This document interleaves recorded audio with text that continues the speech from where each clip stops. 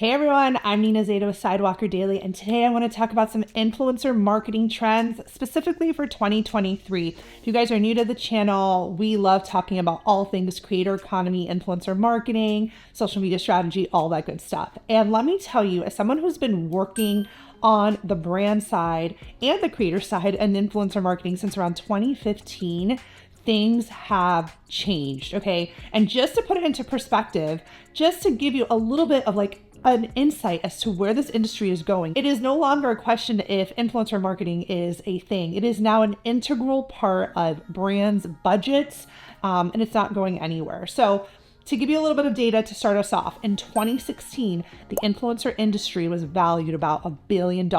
And by 2028, it's going to be about an $80 billion industry. Okay, so that's pretty freaking crazy right there. To see that big swing of the growth of where influencer marketing is going in general. I think one of the biggest things that like just has me thinking as someone who's even here on YouTube, like think about all the times you hit skip ad, right? When you see an ad, or even if you're a parent, maybe you pay for ad-free experiences for your kids on their apps and stuff. People don't want ads. What do they want? They want to learn about products through people they know, like, and trust. And that's influencers, right? So if you're a brand listening in and you want to learn about some of these trends, or if you're a creator or influencer who wants to kind of be on top of trends, to kind of, have their finger on the pulse of your own industry, this video is going to break up what I think are going to be some of the biggest trends that we can expect. Now, the first trend I kind of want to dive into, and it doesn't really have like a label per se, but we're seeing more and more different styles of influencers. So what does that mean? You no longer have to be celebrity or like a model or someone in fashion or travel or these big shiny niches. We are seeing regular people that have influence over a community, right? That have their own audience, developing their online influence. So they're basically taking their in-person influence and bringing it online. So let's think about what that would look like. Like, think about like a local PTA mom, right? Someone who has potentially a lot of influence in her own little school and in the program she's running. These people are influential in real life, and now they're bringing that influence online. Think about someone like me. I talk about influencer marketing and creator economy all the time. I have a community of over 100,000 creators. Now brands are coming to me and positioning me as a business influencer, right? This didn't exist before. So now brands are getting really smart. They're going after people, they're going after different niches, and we're seeing more and more everyday folk develop their influence and really dive into becoming influencers. And with that said, a second trend that ties into this first one is we're seeing not only different type of niche influencers, we're seeing them go on different platforms. No longer are the days of having to be only Instagram specific. We are seeing people that are just blowing up solely on YouTube Shorts. They don't even produce long form video. They're just on the YouTube Shorts influencers. We're seeing TikTokers, Instagrammers, Facebook influencers, people who have massive groups or owners of big Facebook pages, right? They are developing their influence. It's funny, I follow like a weather influencer on Facebook. I live here in South Florida and I want to know about hurricanes during the time. I go to his page more than I go to the news, right? Because I find him interesting, smart, factual, and I like his work. He has a massive Facebook page. He's not even on the other platforms, right?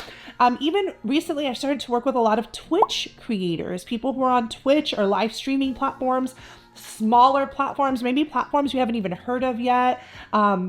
We're seeing Be Real, we're seeing all the other smaller platforms kind of pop up. They're developing their own influencers within these, micro platforms as well. So we're seeing a variety of influencers in different spaces. I recently had a creator in my program. She pitched Pinterest. She's a Pinterest influencer. She has a massive following on Pinterest. She generates lots of clicks on Pinterest. The brand that she wanted to work with had goals of attracting more Pinterest users, so it was a win-win. Now, if you are listening in and you are a creator and this is something that you want to develop this year, you want to work with more brands, you are passionate about already making the content, you're good at that, but you don't know how to pitch to brands or work with them, definitely check out one of our next live free trainings. We host them every month. They are live with me. I share really great information on how to get paid brand deals, things that you're not going to hear on today or ever in this channel. It's all for my training friends. So click the link below to enroll, and I'll see you at the training. I think another big trend for 2023, and it kind of relates to that first trend of seeing a variety of different types of influencers, we're going to be seeing those underrepresented influencers get a little bit more spotlight, more campaigns. I'm hoping we're going to see a decrease in the pay gap between different types of creators. And this comes with transparency. We're seeing a lot more transparency. People will literally get on TikTok and share what they got paid, and they'll compare it to another counterpart of a different race and be like, there's a major pay gap here, and that is just not right. So we're seeing a lot more transparency in the industry in terms of payment. So I think in terms of like also for brands, this should be something that brands are very aware of, that, you know, working on an influencer campaign, anything that you say or what you pay your people, consider it public information. People will post it, they'll share it, they'll put it on green screen. I always tell the creators in my community, anything that you pitch can or will be held against you. You know, I joke in that sense, but we live in a world where, you know, people can just post your email online. So making sure everything is super professional from an influencer marketing perspective, you know, brands are going to now hopefully be forced to pay people equally because, one, it's the right thing to do, and two, because they increase transparency. We're seeing, especially on TikTok, they are the queen and kings of all things transparency, and TikTok has led the way for real, authentic content. Now, this is an interesting trend, and I don't really know how much of it is a trend, but we're gonna see certain influencers tap out of influence and have to become their own brands.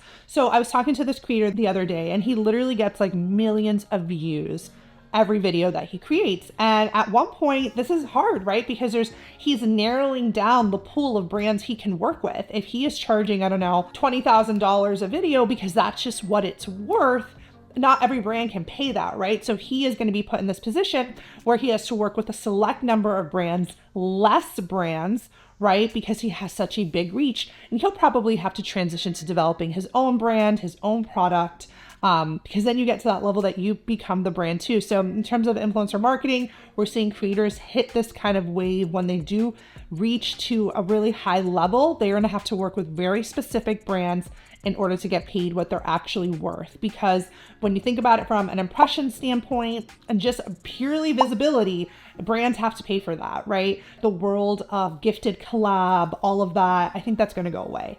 I think it's going to go away because, again, people are just calling it out. Like, I posted on Instagram the other day and someone was like, this brand wanted me to do 2 reels, a video, all this stuff in exchange for like 2 batteries or something. I don't know. I don't remember his niche. That is just not going to fly anymore. Like gifted campaigns, seeding campaigns, influencers do not want free stuff. They want to be paid, and they deserve to be paid. And not only because they're bringing you eyeballs, but because of just their time to create the content. I tell the creators in my program this all the time. Brands listening in, y'all need to pay your creators because it takes time to create content, right? That's just what it is. It's someone's time. We can't be working for free.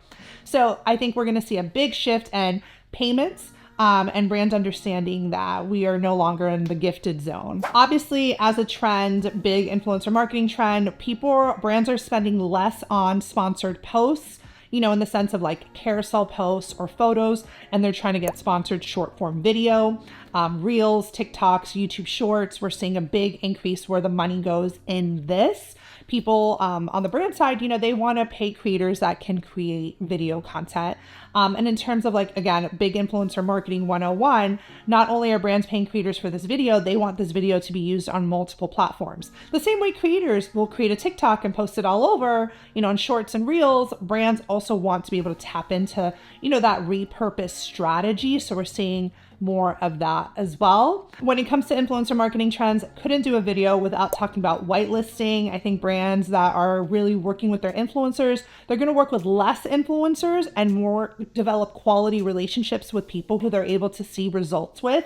And they're going to scale with them using whitelisting. So there's an influencer that they are already working with and they love, they're probably going to want to start doing whitelisting with their content, which basically means when a brand pays the influencer and runs ads through the influencer. So the ad comes from the influencer's account. It does not come from the brand's account. So if you're on Instagram scrolling, you're going to see your favorite influencer have a sponsor and it's going to say sponsored, but it's actually coming from the brand. We're gonna also see more influencers, I think, creating like influencer generated content, not really user generated, where again, the influencer uses their likeness and uses their, talent and persona, but the brand gets to go ahead and post it on their page, run ads to it, all of that. Some of the influencers I know that get paid the most, it's because they are creating content for their brand partners, right? It's not just about posting anymore on their page. It's a variety of different ways. They'll say, hey brand, I can create content for you to post on your page. I can create content for my page. We can do sponsored lives, sponsored shopping hauls, sponsored podcasts, guest speakers. Long gone are the days of just sponsored posts. There are lots of different ways to develop sponsored branded opportunities with influencer and brand. I hope we're going to see less of that trade, like here's $200 for a video, and we're going to see creators developing more packages, with different things inside that package, right? Like here, this is an IG Live, a TikTok, you're going to get a YouTube video, you're going to get, all these things. And that's obviously going to be more expensive, but it's more work. And less just like one-for-one trade. I think brands are going to be focusing on developing more quality relationships with their influencers because that's when they see results. If you pay an influencer to do one video, and you don't get any sales or you don't see any results, it's because it was one video. And influencers know that too. They're like, dude, you're not going to get the results with this. You should be working with me on a longer phase so that way I can get you more results of what you're looking for. Influencers are now being used to help brands grow their email list, to help brands produce content, almost like they're a spokesperson, like that ambassador, being more affiliates. All of that is happening in 2023. All right, guys, I hope you enjoyed today's video. If you did, make sure to subscribe to our channel so you can be kept up to date on videos we release weekly. If you're a creator, make sure to check out our website, our trainings, our courses, and all things on how to work with brands this year. If that's a goal, we're going to help you get there. And I look forward to seeing you guys in the next video.